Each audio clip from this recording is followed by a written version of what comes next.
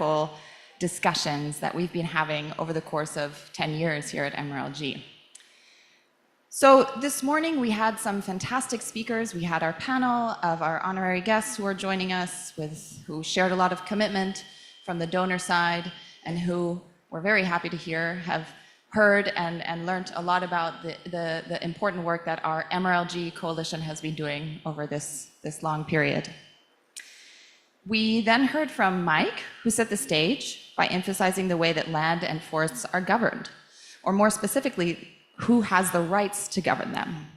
It's a deciding factor for both our vulnerability and our resilience, a word we'll talk a lot about over the course of these 2.5 days. We know that forests are a critical piece of the climate solution, and secure tenure is its core. Secure land and forest tenure is more than just a legal process. It's the very foundation on which communities and national economies survive and thrive, and thus safeguards the climate. Just to repeat, because it's good to have a refresher, you've all had your coffee and your conversations, some important statistics I'd like to share with you all for you to keep in mind. Globally, as we heard this morning, 2.5 billion people depend on community lands, yet only 10% of these lands are legally recognized. In the Mekong region alone, close to 70 million people depend on these lands and resources, and recognition of tenure rights is still far behind from where it needs to be, but making good progress. The lack of recognition weakens communities' abilities to adapt to floods, as we saw this morning, heat waves, and pressure to reallocate. Conversely, Indigenous peoples and local community managed lands store at least 1/3 of carbon found in tropical forests. And studies from deforestation have shown that deforestation rates are 2 to 3 times lower in those surrounding lands. Recognition and sound management of customary lands, especially Indigenous peoples, is consistently linked to greater carbon storage, higher tree cover, and stronger biodiversity. I'll say a few more words before I invite our panelists up. Let's touch on what we heard from Kevin. It's a much needed peek or understanding and perspective from someone who's worked in this funding space for a long time and actually served as a good reality check. Despite all of the evidence, less than 1% of international climate finance reaches Indigenous peoples and local communities directly. Even more importantly, overall resources have actually declined since their peak in 2021. Yet, we are seeing some inspirational movement. We see what's possible when recognition and resources are met. The example of the Indigenous Peoples Solidarity Fund. They conducted this survey, and I think what's really important is the fact that we saw how much people are investing in their lands and their communities. They are doing it not only for their salaries, but for their communities and for their natural resources. And so while there were stark statistics, I think one really important one is that 45% of staff don't get paid in these small organizations. I think we're so privileged to be able to be here and to have these discussions on a big stage when there are many people who are doing the actual important work that we're talking about that don't reap the benefits that we do and that our greater community does. So good to reflect on that here. Just want to reiterate before we start, and our panelists will do an excellent job of doing that this region is extraordinary. There's one of the richest areas on Earth in terms of biodiversity, culture, and forest landscapes. The forests are not just carbon sinks or protected areas where we can zone on a map, but they're living systems and lived systems shaped by people and spaces and interactions and narratives. Supporting communities here strengthens resilience, safeguards biodiversity, and sustains livelihoods for generations, supporting communities here on the ground. Collective approaches, we'll hear throughout the forum that collective approaches through multi-stakeholder platforms, responsible land investments, which are anchored by smallholders, help ensure solutions are grounded, locally relevant, and scalable. This panel today is an excellent opportunity for us to share reflections and experiences It's ultimately designed to spark ideas and discussions for all of you about how recognition, governance, and resources interact on the ground. I'm really looking forward to hearing our panelists, and I hope that we are able to have a very open and engaging discussion for you all today. So, let's get started. I would like to introduce our panelists. First, we have it in contrary order, but first I'd like to ask Akiko Nyuguchi, who's been working in the Mekong region since 2005. She's mostly been working with the Food and Agriculture Organization in the forestry sector, with an increasing focus on climate change. Welcome, Akiko.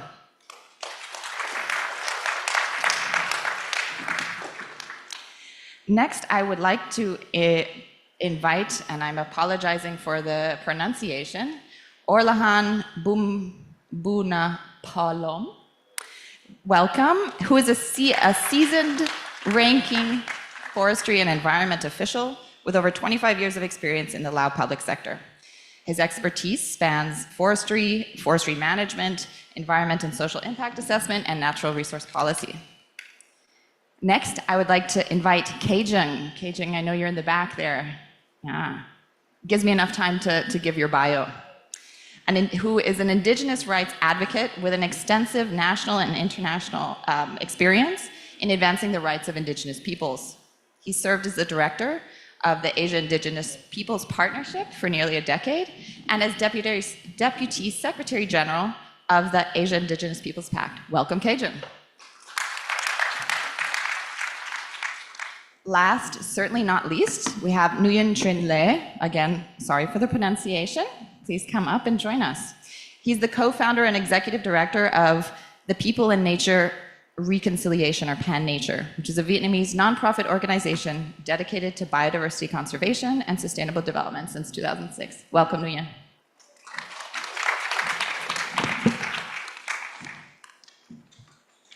Okay, so I hope everyone who got translation devices is ready. For those who don't, I'm sure our staff can help you do that. I'll just set a timer because we're running, as these things do, we're running a bit late on time. But no surprise there. Huh? Okay, without further ado, I'll go to Kejung. In your perspective as an Indigenous person and your extensive experience with Indigenous peoples coalitions and engagement, can you respond with some reactions from the keynote speakers and explain how the recognition of Indigenous peoples and safeguards such as free, prior, informed consent make forests and communities more climate resilient? Could you also share what AIPP does to address this and maybe add some direct examples of where customary tenure directly built resilience? Over to you. All right, thank you, Natalie. Good morning, everyone. Before I jump into the questions, I just want to clarify that I'm no longer with Asia Indigenous Peoples Pact because I just ended my term and I'm now currently in the transition. So just to make that clear in front of everyone. I think we have very insightful discussion this morning that we hear from our keynote speakers, both Mike and Kevin. But I just want to also emphasize a little bit on why both of them have said that it is important to bring Indigenous peoples and local communities in the centers of our climate and biodiversity preservations and to fight against the climate. Is that there are some statistics that I think often we undermine or often we are not able to reflect. Is that, for example, last April's UN Permanent Forum on Indigenous issue highlight that the remaining 80% of biodiversities are Indigenous peoples' land, and Indigenous peoples are the custodian of those remaining biodiversities. And some years ago, I'm sure that Akiko will remember, the FAO also reported that actually 2/3 of Indigenous population is in Asia, and we actually are protecting huge areas of the forest landscape in Asia. I think those are the figures that is why it is so important that in this kind of discussion we bring the perspective of indigenous peoples. Now let's go to why, as Mike said, tenure is very important part in fighting against the climate change. And as we are witnessing the heat, the floods as unusual in especially in these regions. Why, right?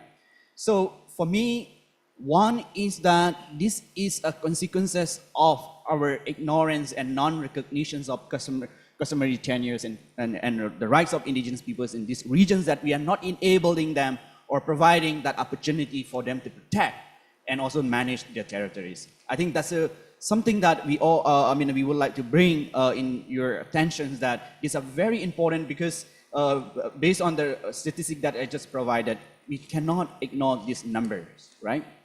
And second point that I want to bring is that indigenous governance systems or indigenous polities are the first one that we have in this region before the emergence of nation state, which means we have the systems of how we govern our land and territories, and often those are not being reflected or not recognized or not being properly studied or not. And I think these are some of the important elements that we are not able to bring in the discussions. Why I'm saying that is, one, because it is important that in order to bring the indigenous peoples in the discussion, especially in the decision-making process, is that how we strengthen their institutions, how we protect and preserve their values and cultures, that is very much essential and very much rooted in the well-being of human and non-human entities. And that is very important as we try to understand and find our common solutions. And if we have to find our common purpose, and it's important that we recognize those important elements in addressing the climate crisis in Asia. Just to give you a little bit of more concrete example from the Mekong. Of course, Mekong project is not in Thailand, but just to give you one example in Thailand is that, for example, Hinlat Nai communities in Chiang Rai province, I'm sure that some of you have been there in northern Thailand, and which was recognized as a special culture zone by government of Thailand in more than 10 years ago. And that was to preserve their shifting cultivations, to study whether indigenous way of livelihoods are resilient to the climate change, or is that the right way of livelihood that they should promote, right? But in the 10 years, what the community have demonstrated is that they re-strengthen, revitalize, and rebuild their indigenous systems, indigenous knowledge, preserve their indigenous knowledge, and re-strengthen their indigenous livelihood systems, and also, most importantly, strengthen the institution that governs their land and territories. And as a result, recently there are a couple of studies that came out that 80% of forests have regenerated or restored in that communities. And now biodiversities have been restored, and carbons have been balanced, and their livelihood have become self-sufficient and resilient to climate. And that community was badly hit by the flood last year. And it was really, we can witness the resilience, how the community have built. Despite of that disaster, they were able to rebound and rebuild in community within no time. And of course, with their own resources that they have generated from the community. I think these are the kind of example that we can see if you recognize the self-determinations that is expressed through a free, prior, and informed consent, where bringing communities in the center of decision makings. If you enable them to rebuild or re-strengthen their governance systems, their values and principles, then it coexists better with the state systems. And there are a lot of complementaries how this. And this is a clear example that how the state and indigenous people system can coexist better if we have to protect our remaining biodiversities and landscape in this part of the regions. And of course, unfortunately, there are not many examples as this community that we can give, and we have been not able to focus a lot on this kind of work in this region. I think this is important highlight for us here in these forums, that how we will move forward by recognizing indigenous peoples and bringing them in the centers of decision makings. And if we are not able to recognize, what will happen is that there are rampant, cases of land dispossessions, land grabbing, social conflicts, and economic inequalities. And those conflicts and inequalities that are internalized and then expressed through gender-based violence, domestic violence, and it's really rampantly happening. So I think it's really timely that we bring this into these discussions and really find how do we move forward from here. Thank you very much, Natalia. Thank you, Kejung. What a powerful start to our panel. I think a lot of really, really important and interesting insights. And as I mentioned, it's so important that we here on this stage, in this room, in this nice hotel, are grounded to the realities of communities. I appreciate that you were able to share with us a really positive experience of sort of rebounding this coexistence between state and customary tenure holders, and the space in between, this sort of sweet spot where the government is also recognizing that customary tenure and those claims, territorial claims, and communities are also benefiting. So it's a plus for not only for the state but also for the communities. I think on that you talked a lot about resilience, and I'd like to hear from you, Akiko, on resilience. You're a forester. There are a lot of, we know, essentially the term resilience also potentially comes from nature. And so please share your thoughts on what resilience is to you and how you're seeing it in this context. Okay, thank you. So resilience. And first I might say, resilience is a beautiful word, and I'm sure it translates terribly into all of our Mekong languages, and also into Japanese. So let me give you some examples of what I feel is resilience. I'm thinking back to COVID, when the whole world was in meltdown.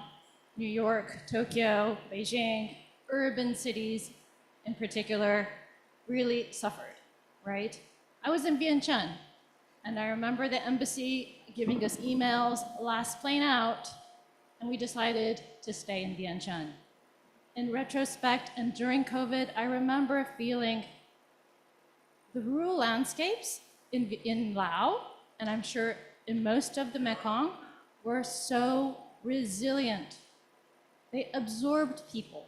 People went back home, they went back to farming, they tilled the land, they went back to the forest, and they were able to live almost normally.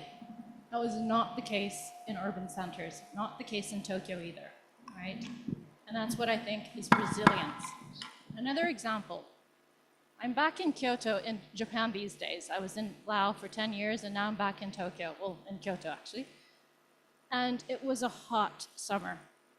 Temperature-wise, it was about the same as the hottest days in Vientiane. It reached the 40s, it did. And a lot of my new Japanese friends ask me, in Laos, it's really hot, right? So you're used to this. And I have to tell them, no. It's completely different. The temperature might be the same, but it's a completely different experience when you're in Kyoto, cemented. Mike told us about the potential of one tree being the aircon. In Vientiane, it's not like that. So even at the same temperature, the resilience of the ecosystem, even in Vientiane, is so different. And to me, resilience is about that ability to be able to adapt flexibly and to be able to withstand a challenge. So that to me is resilience. And I think we all know forest ecosystems, the soil, these things have a lot of resilience. And that's why they've been around for centuries, a millennia. And so it's not about the ecosystem resilience that we need to improve so much. It's about us accepting that resilience and really embracing it, making it what we need as the infrastructure of our whole global climate. Thank you. Thank you, Akiko. Again, a nice start to have us sort of ruminate on what we're thinking and how we're understanding resilience. Also nice to resonate with a personal experience of what it means from the forest to lived experience. What's important, what you mentioned to me is the flexibility. You mentioned a lot of flexibility and the ability to adapt.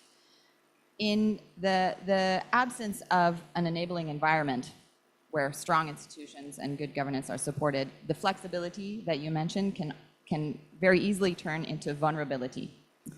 And I think this is where we'll pivot to Vietnam, where there are excellent safeguards on paper for local communities, but they aren't always necessarily meaningfully implemented in practice. That's the difficult jump here, and all of our speakers have touched on it. It's taking policy, it's easy to write a word, it's much harder to implement that word in practice. So we know that in Vietnam, some safeguards, in particular, I want to pivot a little bit to carbon projects, are included in carbon projects. But often safeguards can be a sort of box-ticking exercise.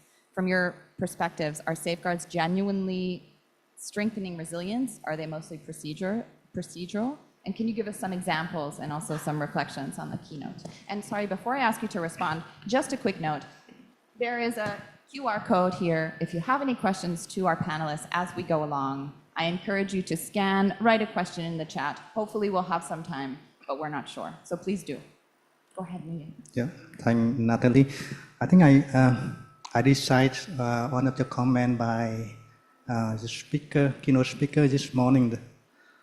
From our last conversation, I can't remember exactly, but when we speak about safeguards and sometimes also epic, I think it's from conversation with you, right?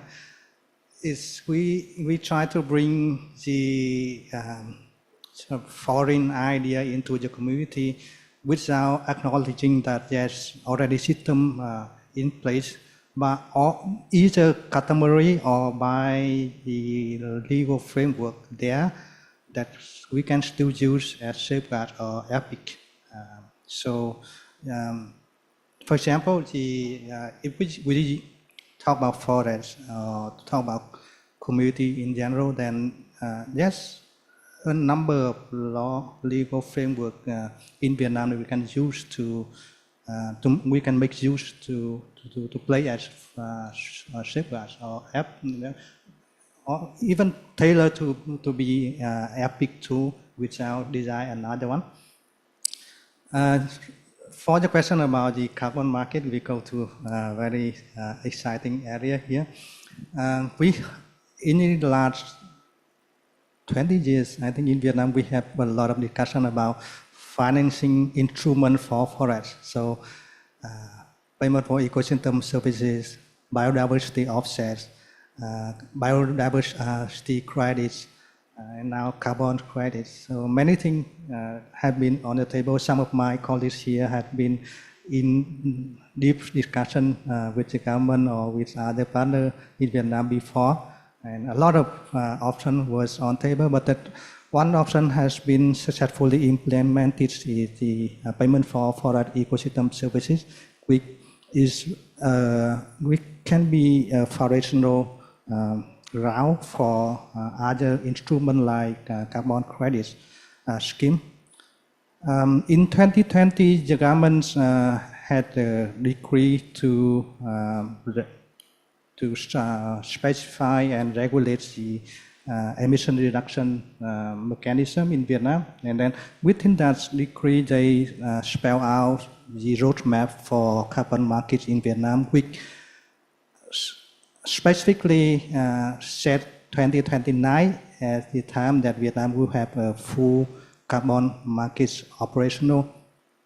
And there's from 2022 until the beginning of this year, there was quite a lot of discussion, but then nothing happened. But then from the beginning of this year, we have a new administration, a new general secretary of the Communist Party, who is very eager to sort of change Vietnam quickly, as quick as possible. So there's a lot of happening, you may read on the media, but that the process of turning the carbon market into reality become much faster than before, and many other laws. They call it the fast track mechanism. So they cut down all the bureaucracy and also other necessity for law development. So I believe now we have a draft decree for domestic forest carbon markets. I'm talking specifically on forest carbon market. I think some of my colleagues know much better than me the status of that, but from what the draft I have, just mention about benefit sharing, about participation, about what else? Reference mechanism, but then I think one of the things that legislation like of it, how those will decide the project, refuse or accept. So it's likely that that is tick box ticking procedure rather than a real safeguard policy, because if it's a real safeguard policy and you have yes and no, but then here I don't see that clear answer in the current draft.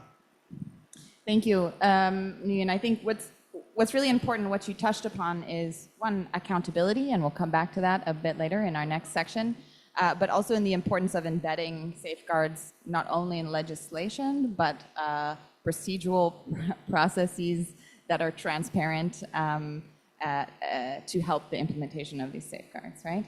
I think here is where I would like to go to Orlahan, and hearing from him for the first time on the panel. Laos has recently revised land and forest laws in 2019 and had a whole slew of very interesting and important national legislation and sub-legislation around improving the recognition of forest tenure.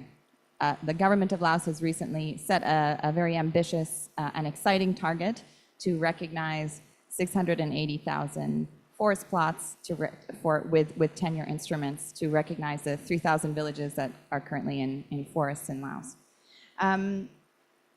This is really important, and I think what we talked about is that recognition without adequate infrastructure, adequate support, adequate budget is not enough.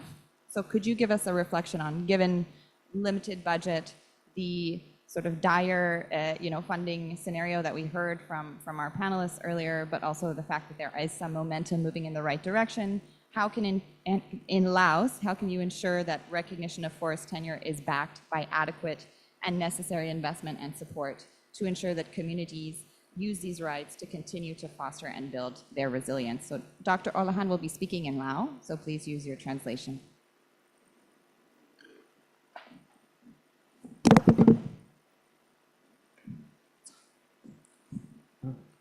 คือบรรดาทาสได้ฮู้หันเนาะในสุปีผ่านมานี้เนาะรัฐบาลสปป.ลาวได้สุ่มใส่ปรับปรุงระเบียบกฎหมายเนาะซึ่งว่านโยบายของรัฐบาลปัจจุบันนี่ก็เป็นหันเข้าสู่ระเบียบกฎหมายอย่างเข้มงวดเนาะซึ่งเกี่ยวกับเป้าหมายของสปป.ลาวเนาะในการรับรู้สิทธิครอบครองน้ำใช้ที่ดินโดยเฉพาะมันที่ดินป่าไม้นั้นเป็นทางสภาก็ได้กำหนด680,000 ตอนเนาะในปี 2030 ซึ่งว่าได้กำหนดตามมติของสภาแห่งชาติฉบับเลขที่57 สพส.นอกนั้นก็ยังมีคำสั่งของนายกรัฐมนตรีเลขที่20 ทับนย.และแผนดำเนินงานรับรู้สิทธิ์นำใช้ที่ดินในเขตที่ดินป่าไม้ที่กระทรวงทรัพยากรธรรมชาติและสิ่งแวดล้อมในเมื่อก่อนได้ออกเนาะในปี 2024 ซึ่งการออกเอกสารรับรู้สิทธิ์เนาะบ่เพียงแต่ไปตามระเบียบกฎหมายจะต้องได้จัดตั้งปฏิบัติให้มันบรรลุให้มันเกิดมากเกิดผลตัวจริงนั่นแหละสั่น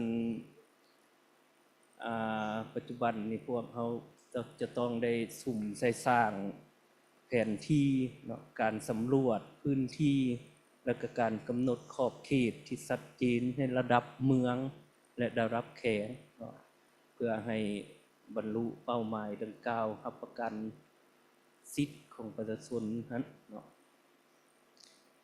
สำหรับยุทธศาสตร์ป่าไม้ฮอดปี 2025 และวิสัยทัศน์ฮอดปี 2050 แม่นเป้าหมายบรรลุอัตราความปกหุ่มของป่าไม้อยู่สปป.ลาวให้ได้ 70% ของเนื้อที่ทั้งหมดอยู่สปป.ลาวซึ่งติดพันกับการรับรู้สิทธิ์นำใช้ที่ดินของประชาชนและก็สภาพการเปลี่ยนแปลงดินฟ้าอากาศสำหรับสิ่งท้าทายนี้เนาะมันคือทางนางนาตาเลียได้เว้ามาแล้วเนาะก็ต้นต่อก็มันงบประมาณยังบ่ทันเพียงพอเนาะขาดพนักงานที่ว่าผ่านการฝึกอบรมในเวียกงานดังกล่าวเครื่องทางด้านเครื่องมืออุปกรณ์ก็ยังจำกัดแล้วก็การประสานงานระหว่างศูนย์กลางและก็ท้องถิ่นก็เป็นสิ่งสำคัญโดยเฉพาะมันความสามารถของพนักงานอยู่ขั้นเมืองยังมีความยุ่งยากสำหรับเวียกงานดังกล่าวนอกจากปัญหาดังกล่าวการออกเอกสารรับรู้สิทธิ์ยังต้องสอดคล้องกับการดำรงชีวิตตัวจริงของประชาชนแต่ละท้องถิ่นโดยเชื่อมโยงสิทธิ์ครอบครองที่ดินกับป่าไม้ชุมชนการเฮ็ดกสิกรรมแบบยินยงและการมีส่วนร่วมในโครงการเรทสั่นปัญหาดังกล่าวนี่บ่แม่นรัฐบาลหาก็เริ่มนี่เนาะแม่นได้เริ่มมาหลายปีแล้วเนาะติดพันกับการเฮ็ดแนวได้ให้ประชาชนมีอาชีพคงที่มีการปรับปรุงชีวิตการเป็นอยู่ที่ว่าดีขึ้นเนาะหลีกเลี่ยงการบุกรุกทำลายป่าสั่น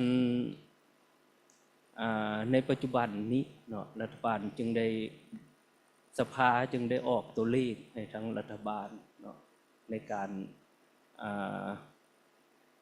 รับรู้สิทธิ์แล้วก็ได้ออกนิติกรรมระเบียบกฎหมายมีอย่างต่างๆที่ว่าเกี่ยวข้องบรรดาทางรู้นั่นแหละเนาะเพื่อให้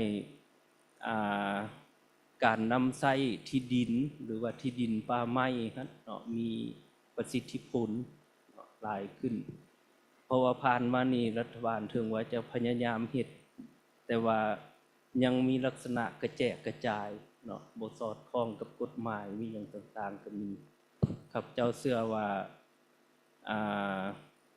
ในความพยายามของรัฐบาลก็คือของพวกเฮาเนาะซึ่งว่ากรมป่าไม้ก็ได้เฮ็ดเวียกอย่างใกล้ชิดกับกลุ่มคุ้มครองพัฒนาที่ดินเนาะในปัจจุบันนี้ก็ได้ผันขยายจากมติของสภาแห่งชาติผันขยายจากกฎหมายเนาะมาเป็นคู่มือมาเป็น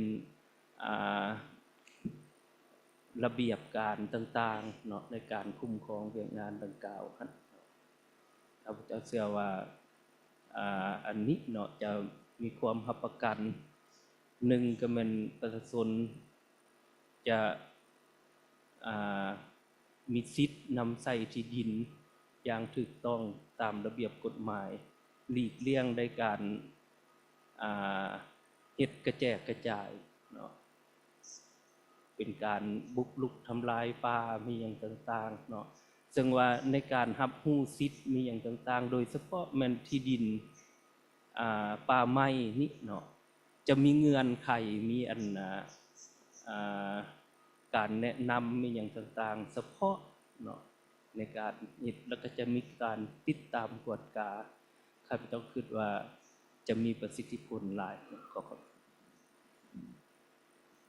Kapchai Dailai Olahan for that really, really interesting insight and sort of a story of what's happening in Laos. And I think it's definitely very informative for our participants to hear the process. And what's really interesting to see after being engaged in Laos since 2019 more intimately is the process of momentum. I feel the momentum is really building, and what you touched on is that there's that momentum and the intention is there to improve rights, but there's a slew of a whole range of things that need to be carefully considered to ensure that recognition actually happens in a meaningful way when it's scaled up and scaled out. And so that's really key in terms of looking at support. These are themes that we'll hear throughout the forum that we know very intimately, all of you very well. Many of you are experts on this. You know, need for more coordination, need for accountability mechanisms, as we touched on and will continue to touch on in a different context. So thank you very much for sharing that insight. It's also very inspiring to know that Laos is setting an ambitious target. Whether or not it's met, that target shows that there's a real commitment towards improving tenure rights for local communities. Now, I'm going to do something that's a little bit controversial here. I see the vibe is we're a bit tired. It's been a long morning. Can I ask everyone to stand up? Just stand up where you are. Don't shuffle things, don't move. Just stand up and give a bit of a shake because, we need it. We certainly need it. Let's get some energy flowing. We have a little bit left. A few more questions to go in this panel. It's really exciting, but I know it's been a long morning.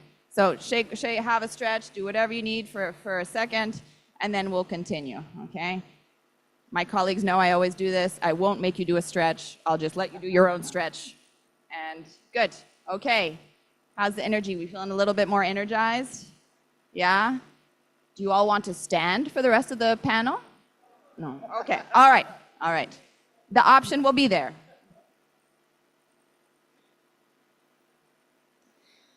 Okay, thank you for indulging me. It's nice to remember that we have 2 feet and stand. To not lose momentum on what we heard from our panelists, I want to shift gears a bit. We have 3 sets of questions today. We finished with one which focuses on rights. We have another one which we're going to go into now, which focuses a bit on the carbon market and finance. And Orlahan was touching a bit on RED, which is the reduced emissions for deforestation and forest degradation.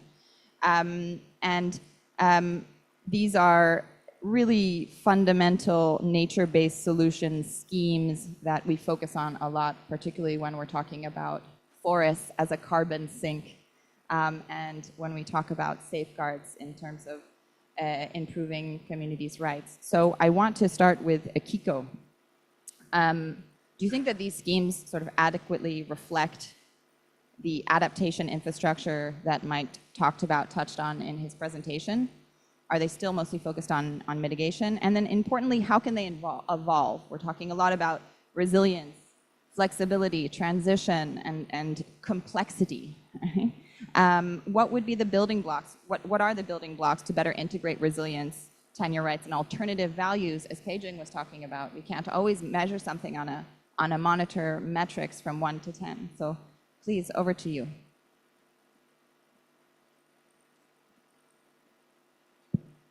Okay, so RED+, carbon, these mechanisms, nature-based solutions, do they adequately involve also adaptation aspects in addition to mitigation? Adequately, I would say probably not. But let's remind ourselves, what is a forest ecosystem?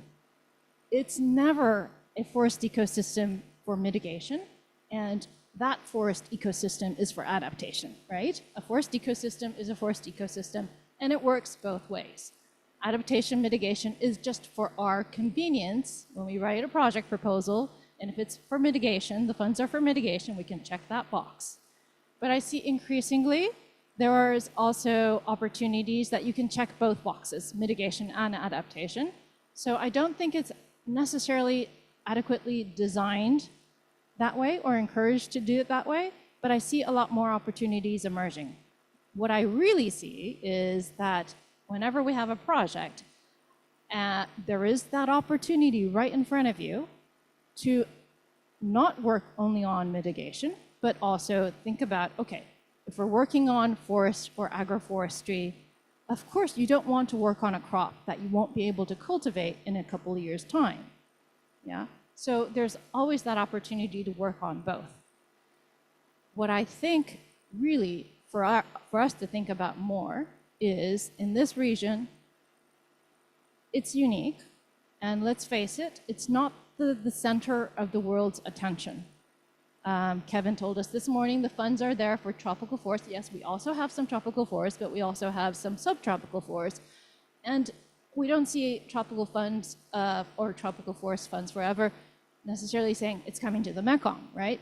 So what I think we need to do is to think ourselves about what's going to work for the region and not necessarily look to global mechanisms as our avenue for finding the solution.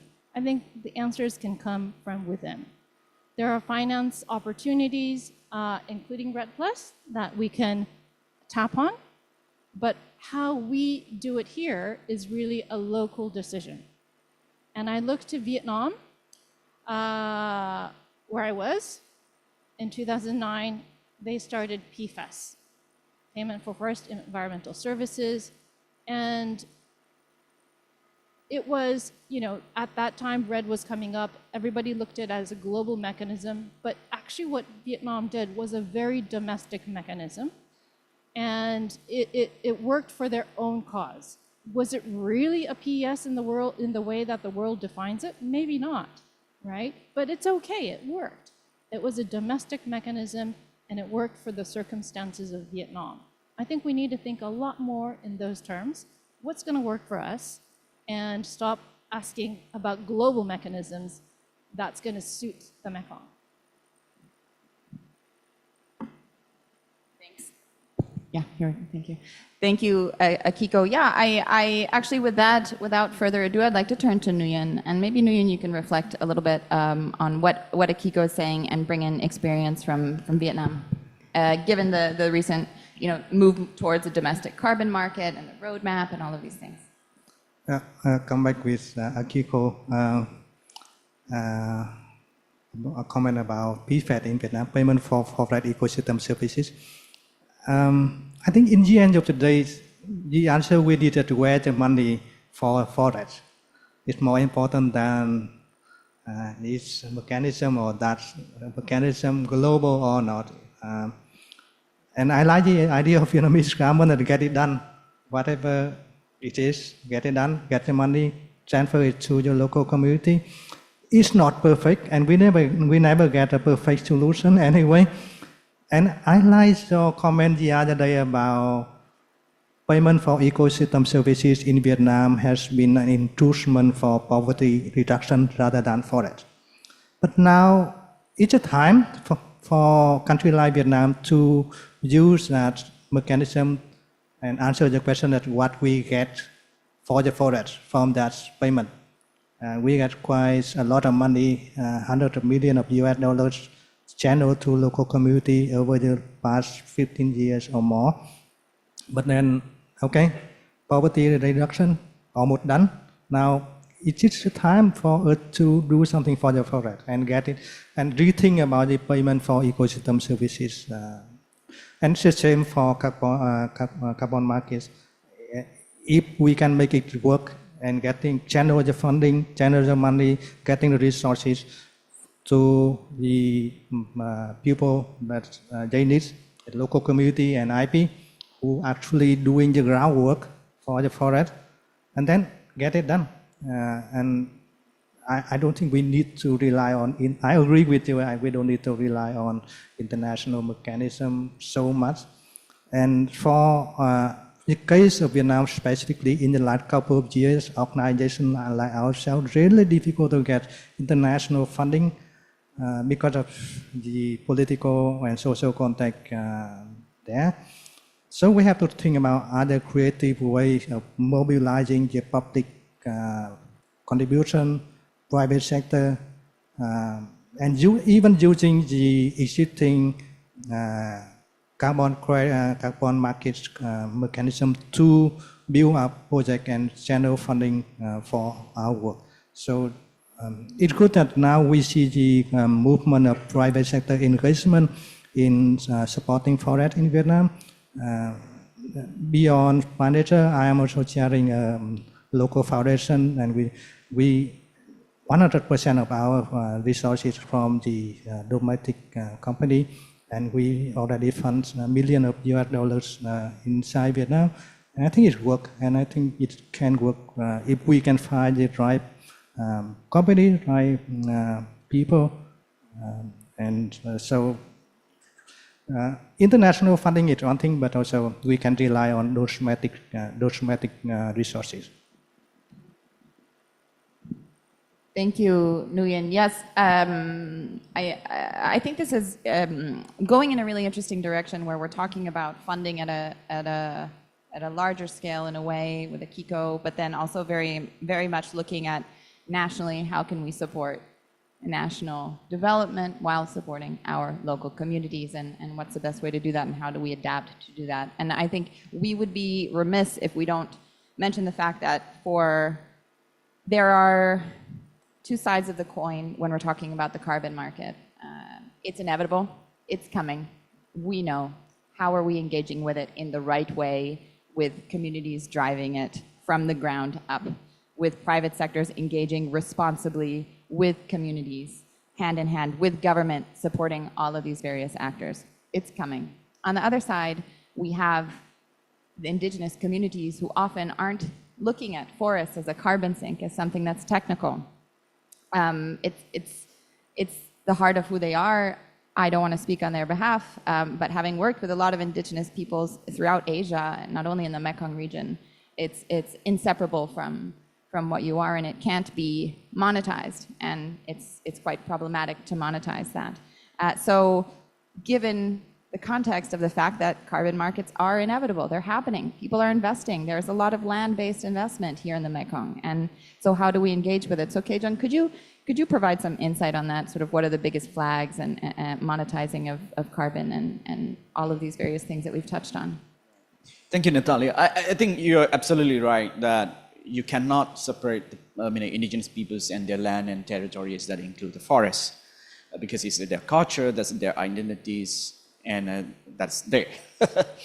And of course, on the other hand, I also do agree with my fellow panelists that it also, of course, brings some financial incentive that is much needed for indigenous peoples and, of course, the forest protectors to make to have those resources, right? But again, let's be also practical that these financial resources alone will not resolve or give the solution of the crisis that we are dealing today. Why I'm saying that is, one, if we going to monetize our forests and land, that will shape and change the attitudes and the perspective of people, especially the indigenous peoples, to focus more on commodification rather than strengthening the collective right or collective protection mechanisms. That is very much important mechanisms and elements that still prevails and exists in many parts of the indigenous communities. And of course, having said that, there are a few elements that for me is a red flag, also drawing our experience from the red projects that we have as a mechanism, is that one, often, especially in Mekong region, is that there are not enough recognition of the tenure for the communities. Though there are tenures for the individuals, titles, but how about those collective land and collective land title that is very much advocated for, which are not being recognized? And I think without that recognitions, it's going to be extremely challenging, and we are going to weaken the protection system that is still much prevalent in the communities by providing this financial incentive, and that further incentivizes to land grabbings, privatizations, and that is going to disrupt indigenous people system. That is our concern, and that's I think for me is a big red flag. And this, I'm sorry, I'm going to be a bit critical on the carbon market here. Not that I'm not going, I'm not denying that it's not coming, but that's inevitable, as Natalia was saying. And second point is that it is also not very clear how this carbon market or biodiversity credits will work for the communities. And who is benefiting actually? Will that really benefit the indigenous peoples and local communities who we consider them as a custodian of this land and territory? I'm provoking a thought, questions to the audience to really think of it. Realistically, will this help? I'm a bit critical on that. No? And second one is that do we have a conducive political environment in Mekong? It's not. And because of that, we do not have the facility, which was reflected by my fellow panelists, that we do not have the infrastructure to facilitate those processes. And most importantly, and the requirement, the bureaucratic and administrative processes that involve in really,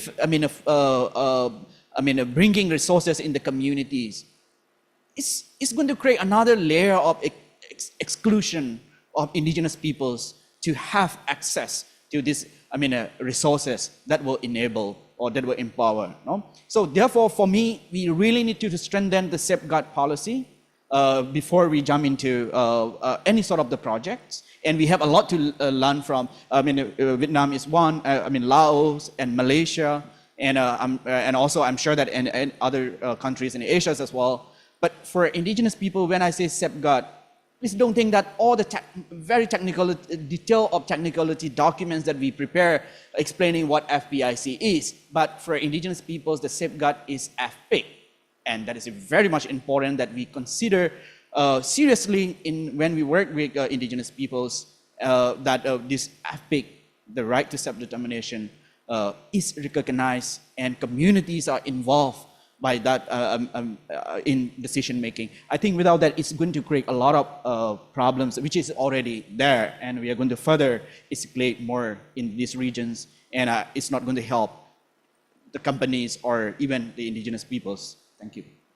Thank you, Kejung. A much needed reflection, but also sort of reality check again coming from the ground. But I think what you mentioned isn't contrary to what we've been discussing. That we need to have really strong enabling environments. And how do you have that? You build capacity and you support building capacity from the ground. And that's really fundamental, and that's fundamental in sort of every aspect and scale, even that Mike was talking about, that capacity and capacity that's reflecting flexibility and complexity. All very difficult things, but things that were all of the countries and all of the organizations, or many of you in the room today, are already working on. So by keeping these sort of principles, grounded principles at the heart of these discussions, we will then have sort of very transformative change, hopefully, in this space. But keeping the questions of who is benefiting, why, how, and how are we sustaining our forests, which are a critical part of our climate solution at the same time. These need to continue, and we say this often, but there's a reason why we say it often, because it needs to be drilled in. We need to have those reminders. Everyone has smartphones, we have to have a reminder all the time about this, so that we remember, not only that we remember, but we take action. Akiko, I'm wondering, because I'd like to move on. We're a bit short on time, but just a quick reaction from you. One of those safeguards that Kejung was talking about here is benefit sharing. And benefit sharing mechanisms. And I know you have some really interesting views on this. We've seen a lot of projects that have slow, complex, and sometimes contested benefit sharing mechanisms or plans. But we also know that there's ultimately finance needs to flow to these local communities, but from the investment side, it's a trade-off. So what trade-offs must be acknowledged to make it possible to have meaningful benefit sharing mechanisms for communities to actually receive benefits from these sort of schemes? Doing all of this entails a lot of non-trivial costs. So what are the trade-offs here? And in your sense, what are the prospects of all of this actually happening? If I could ask you to, it's hard, but to keep your response short-ish. Okay, try my best. Yeah, I think you touched on two really important, real things: cost and time. And if you want to have a benefit sharing that has less complaints I don't think you'll ever have benefit sharing that doesn't have any complaints. Yeah? If I share a piece of cake between my 3 kids, they will complain, right? No matter how equal it is. But if you want less complaints, you have to invest in consultations. And it takes a lot of money to do it. You know, 2 consultations is not enough. 3 consultations is not enough. You don't even know how much benefits there's gonna be up front, right? It depends on the price that you can sell the carbon for. All of these things matter. So consultations cost money. And each consultation takes a lot of time, and you have to go back. And there's constant pressure to get the emissions reduction payments agreement signed from government, et cetera, from the donors, from the buyers. So you're always up against time and resource constraints. But if you rush these processes, you will get complaints, right? So I think that these are real things that you just can't gloss over. And you have to acknowledge that you'll never get perfect. Don't aim for perfection, but aim for what's real and be tedious about it. Thank you, Akiko. Thank you also for being a bit more brief than we expected. I think it's a good time for us to move to our last set of questions, and it's going to be a quick round, but a really, nonetheless, really important round. So we've talked about commitments, pledges, what's important, sort of guidelines, whether it's in national frameworks, whether it's in carbon projects, whether it's at ASEAN. But how are we rooting those? So how are we bringing policy to practice and ensure that communities are safeguarding? So I'd like to go to Orlahan here, and we'd like to hear from Laos. What are the biggest challenges that the government of Laos faces to beyond what you were explaining a bit, to formalize tenure rights, but also what are the enabling conditions like budget, staff, time, support that are most urgent that would translate this very ambitious aim of 680,000 forest plots by 2030. What year are we in? 2030. And how is that also all supporting resilience? Over to you.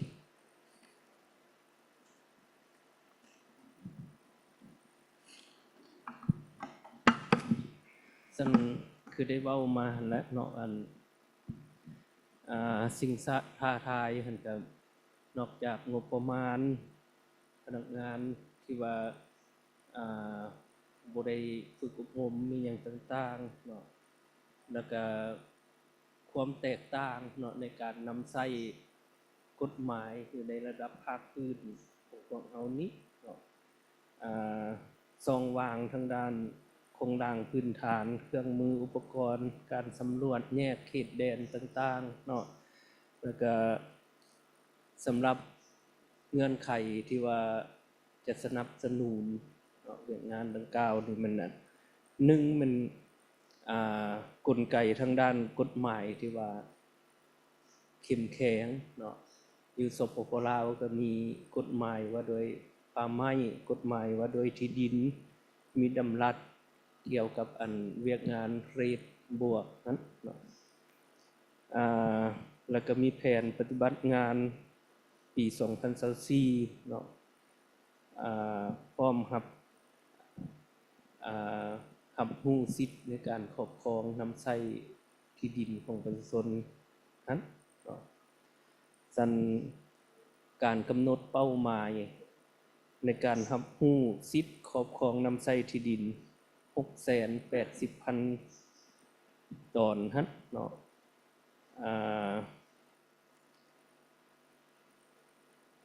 การสนับสนุนจากครูร่วมพัฒนาเนาะทางด้านทุนฮอนความเป็นเชี่ยวชาญทางด้านวิชาการมีอย่างต่างๆเนาะเป็นความสำคัญแล้วก็การขยายผลสำเร็จมันต้องการสำรวจแยกที่ดินป่าไม้ใหม่เนาะเพื่อแก้ไขปัญหาการทับซ้อนโครงสร้างพื้นฐานและการนำใช้ที่ดินของชุมชนนั้นเนาะซึ่งว่าปัจจุบันนี้พวกเขากำลังสุ่มใช้เฮ็ดเนาะในสปป.ลาวเนื่องจากว่าปัจจุบันนี้ พวกเขาจะหันเข้าสู่ระเบียบกฎหมายแต่ว่าในผ่านมาเนาะการอนุญาตมีอย่างต่างๆในระดับศูนย์กลางในระดับท้องถิ่นเนื่องจากว่านิติกรรมลุ่มกฎหมายยังบ่ทัน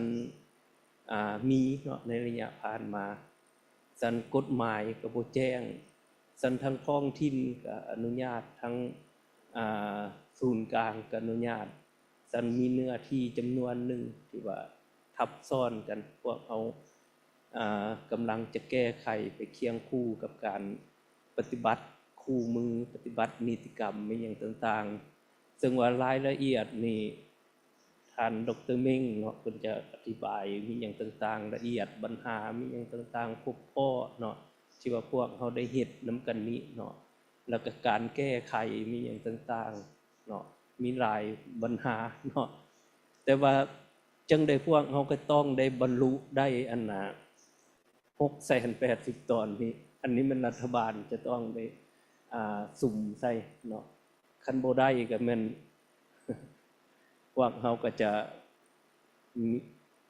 อาจจะบ่ได้นั่งอยู่นี่แล้วเนาะสันมาซุ่มปีหลังๆนี่ 2-3 ปีมานี่เนาะถือว่าพวกเขานี่เฮ็ดได้ดีขึ้นเนาะไฟไหม้ป่านี่ก็ลดลงเนาะบางแข่งนี่ยังจาก 1,000-2,000 นี่ยังเหลือ 500-600 เนาะบางแข่งก็เกือบจะบ่มีเนาะแล้วก็ชีวิตการเป็นอยู่ของประชาชนอาชีพคงที่ของประชาชนก็เพิ่มขึ้นเนาะการผสมผสานการนำใช้ที่ดินป่าไม้เฮ็ดกสิกรรมแบบยืนยงแล้วก็การผสมผสานกับเวียกงานเรทนี้เนาะก็แม่นพวกเราเฮ็ดได้ดีเนาะในปัจจุบันนี้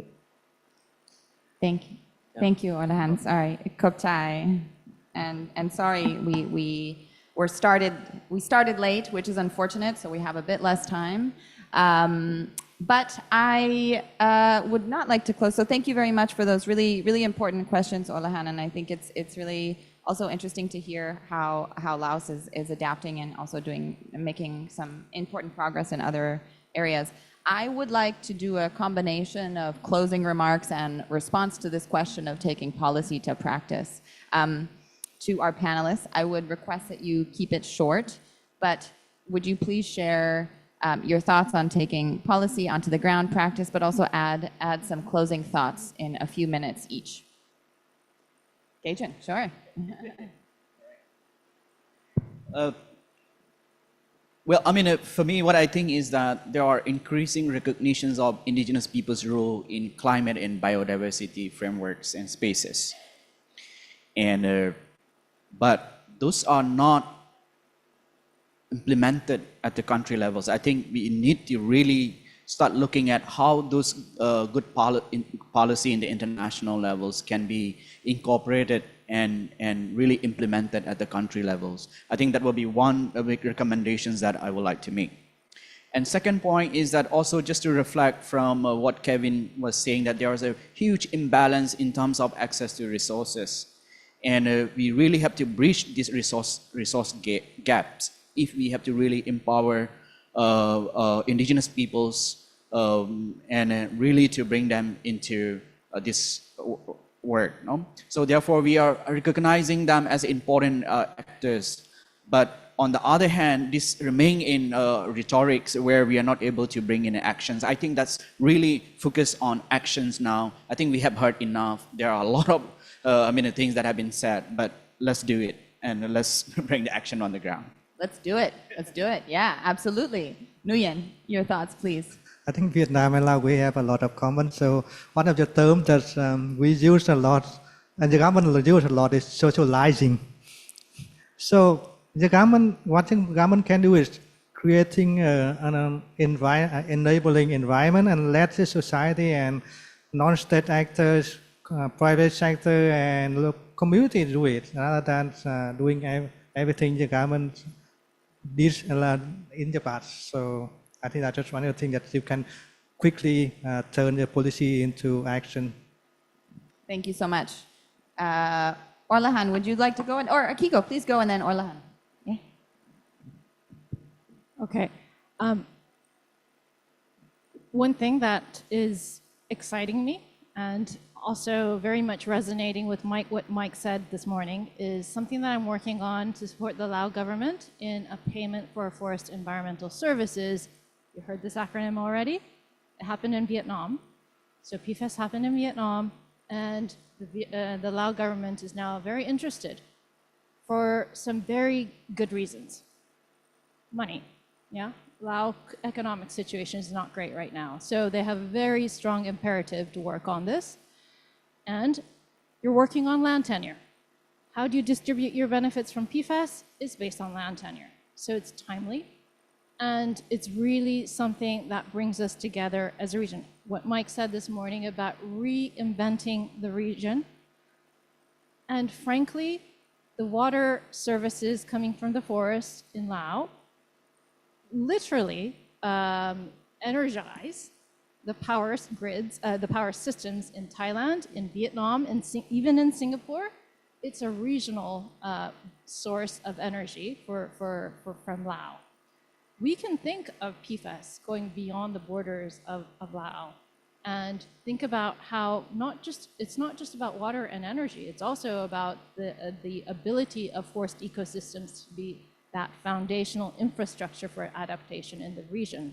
So I'm thinking, yeah, this is really an opportunity. If Lao government wants to build it that way, I think there is really that opportunity to think broader, beyond the box. Thank you, Akiko. All of these issues are transboundary and transcend space and are flexible. So Orlahan, 1 minute, very fast. What is your takeaway? เห็นดีนะบรรดาทานที่ว่าได้เว้ามาแล้วเนาะท่าน ถึงว่าพวกเขาจะมีนโยบายมีระเบียบกฎหมายมีงบประมาณเนาะแต่สำคัญมันผู้เฮ็ดตัวจริงเนาะซั่นในปัจจุบันนี้ ก็คือบรรดาท่านจะฮู้เนาะรัฐบาลของพวกเขาก็พยายามเฮ็ดให้บรรดากระทรวงองค์การมีอย่างต่างๆกระทัดหัดเข้าเนาะสุ่มใส่สร้างปัจจุบันนี้นอกจากมีเมืองแล้วมีแต่แสงอีกเนาะจะเอาคนจากศูนย์กลางลงไปท้องถิ่นอย่างต่างๆสุ่มใส่เฮ็ดตัวจริงเนาะครับเจ้าคิดว่าในต่อหน้านี่เนาะพวกเขาจะบรรลุผลสำเร็จ Yeah, absolutely. Thank you so much, Orlahan. I have a plea for 15 seconds, Right. and the clock is on. Okay. So I forgot one thing, that is we need to redefine and reshape relationship with indigenous peoples from considering them as a beneficiary, but we need to treat them as partners equally by bringing them in decision making. That's the important part. 17 seconds. Well done. Thank you so much to all of our panelists. Thank you so much for all of you for being such an engaging audience. We will hand the floor over to Solin. Thank you. And thank you to our panelists. Please give them a round of applause.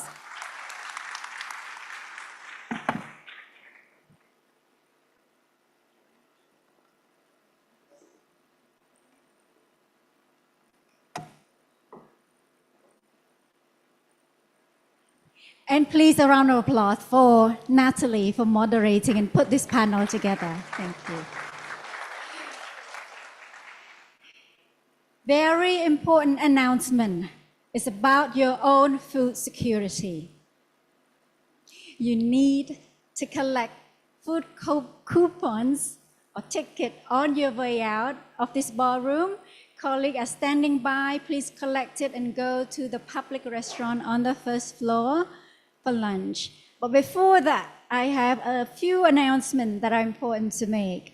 We will not be coming back together in this plenary space until tomorrow morning, right? So when we ask you, we reserve time for at the marketplace. Colleagues have worked so hard, brought a lot of materials in the suitcase with them. They're at the foyer. We call it the marketplace. It's on your way out. Please take time. We have 1.5 hour until 2 o'clock for lunch break and any other break you'd like to do in between. But do please spend time at the marketplace. Colleague will be standing by there until 12:30. to explain to you the excellence work. Now, the morning sessions are all broadcasted online, all 3 days. The afternoon sessions that you are about to go to after lunch break, the first parallel sessions you can see here will start at 2 p.m. Some sessions that with the Bird Plus Zoom, those are sessions that would allow online participation too. Otherwise, if it's not indicated with that, it's only in person. There is a map that you collected with your pack. There's a map that indicates where those rooms are. Again, leave the headset here or to the gentleman outside and collect it before you go to the breakout rooms. Yeah? Or are they in the breakout rooms? Keep your headset here. Or keep it with you now. Okay, keep your headset with you.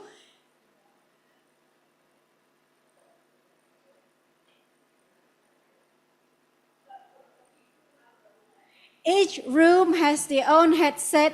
Leave them here. Just go to the breakout room 5 minutes prior in each of your preferred breakout room, and there will be headset over there. Now, each breakout room has only 50 persons capacity. So please arrive 5 minutes early so everyone can be seated, so our friends can start the sessions on time. And if you see the room is already full, please go to the next one. You can always come back. In the next sessions will be the country parallel sessions that will be running between 4 to 5 p.m. Those country parallel sessions, we only have 3 countries, Laos, Vietnam, and Myanmar. Only Laos will be allowed online participation. So that's our program that will take us to 5 o'clock today. And then all of us are invited to the 6 o'clock cocktails. It will be organized for all of us at the pool site. It will be close to the public. Only the MRLG folks will be invited to the pool site, and the cocktail will start at 6 p.m. sharp. And you will get to hear insights from Mr. Jean-Javier Douce, and you will also, some of you have participated already, you will also hear from Leonard, who will be walking us through the photo contest this evening. The pool can only be accessed via this room called Vivaldi on the 4th floor because they need to block the access for the public. So you can only go through with Vivaldi room. I hope I'm making myself clear. And yes, again, the afternoon sessions, it will be first come, first serve. Please arrive early. The time is limited. We do not want to cut our speakers short. They work so hard to prepare for this. Are there anything that I haven't said?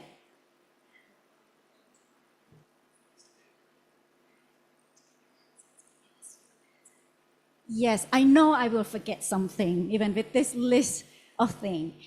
Tomorrow morning, we'll come to this room again. We will start at 9 a.m. promptly, but please arrive earlier. Everything will start we will open the registration at 8:30, and the headset will be there. Please arrive early, because there's a lot of us, we can collect the headset and come into the room a few minutes so we could start promptly. Anything else? Great. Please enjoy your lunch and the afternoon sessions.